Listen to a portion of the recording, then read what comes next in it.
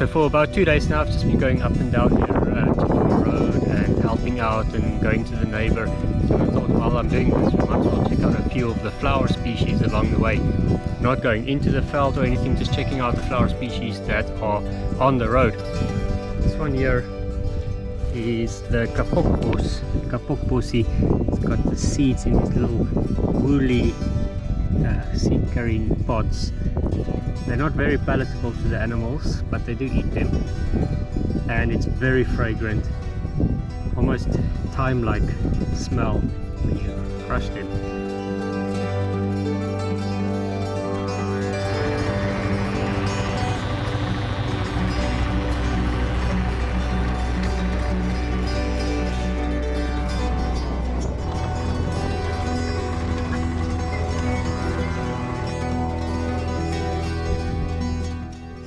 This hillside is covered in skarpvygie, the pink stuff.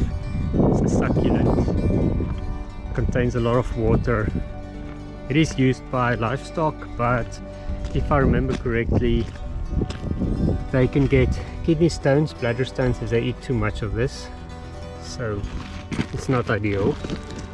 And then in the front here is a thorny, nasty little thing that I don't know what it is yet. On this side, this is Karoo Fiocchi, Karoo Violet. This is quite nice. I think you can treat krimpsiekte in sheep with the leaves of this. Not sure, worth looking up, Karoo Violet. So there's a lot going on just this hillside here. Oh, and here by my feet, again the stuff that I think is Cape Marigold, but they're supposed to be a bit darker on the inside to be Cape Marigold.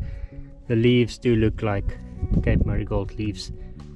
Porterblom, maybe Ghoustblom, I don't know. I could use some help on this. And Sutherlandia, baby Sutherlandia here, still flowering. Behind that again, those little, oh, there's a bit of sorrel as well. This is sorrel. In Afrikaans, this is geelsiering. And then again, those little yellow ones there, which I cannot identify yet. Working on it.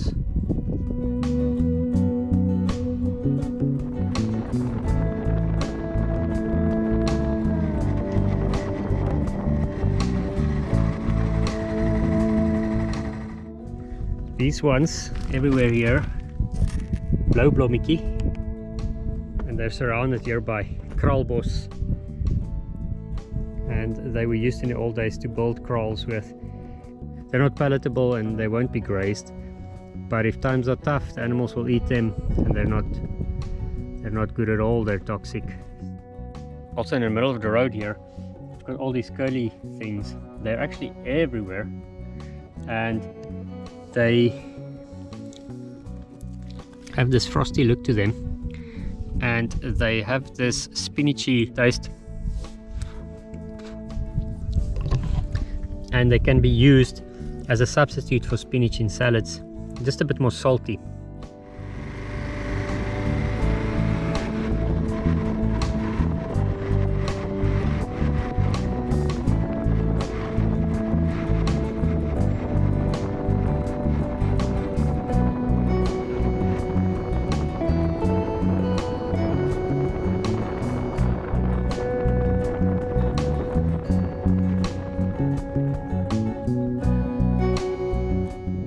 Found one over here, one of these things. I cannot identify them, cannot find them in the book. I don't know what they are. They are interesting, however. They just pop up from the rocks like this. It's got these little teeth-like protrusions. Looks like some flowers, probably in the fynbos, from the fynbos coming down from the mountain, but I don't know.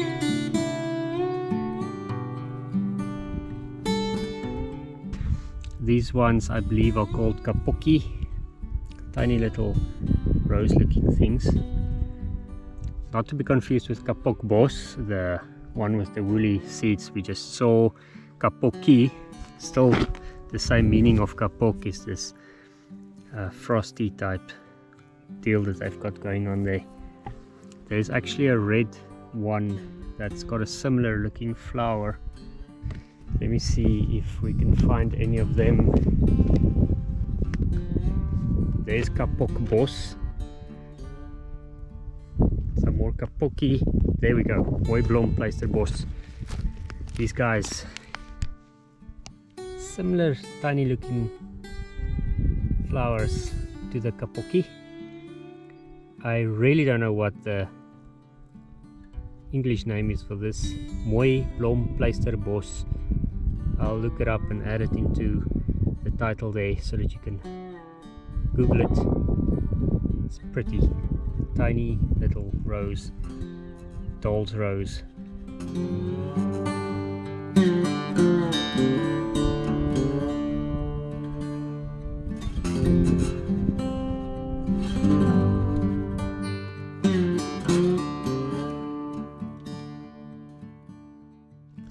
Something that you'll notice on pretty much all the videos is the Rhinosterbos, rhino bush, this stuff here, coniferous looking thing.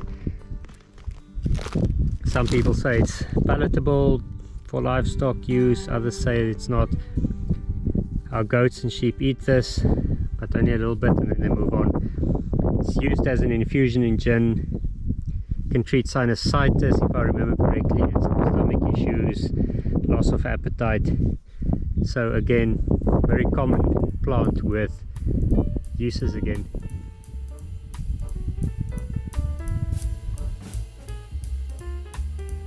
I noticed how many types of grasses are growing in this wet area here. And then this one, which I think is Oulandsgras. Pretty sure. Actually don't know my grasses very well, but if this is Oulandsgras, it is one of the most important pasture grasses that you get. They are extremely or very widely used as pasture grass here, but they're not supposed to be growing in a wetter area like this. They love high draining soils, and this is a creek.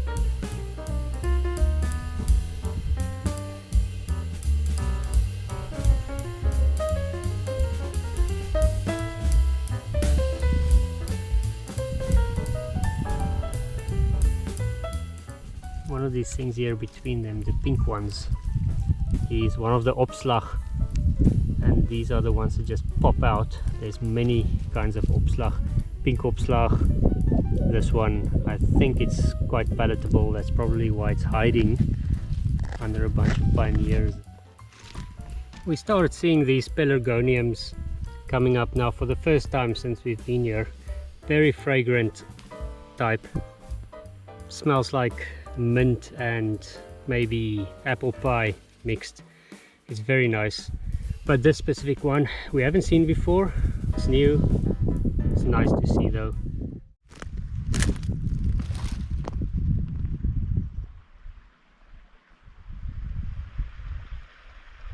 I've made a quick stop here.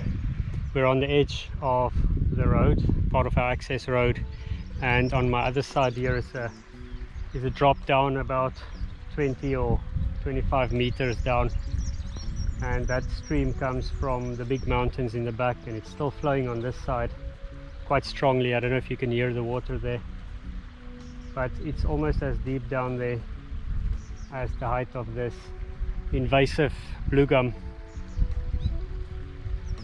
It's getting late-ish, it's 4 p.m, so I need to go feed the goats and get everything done and start wrapping up the day.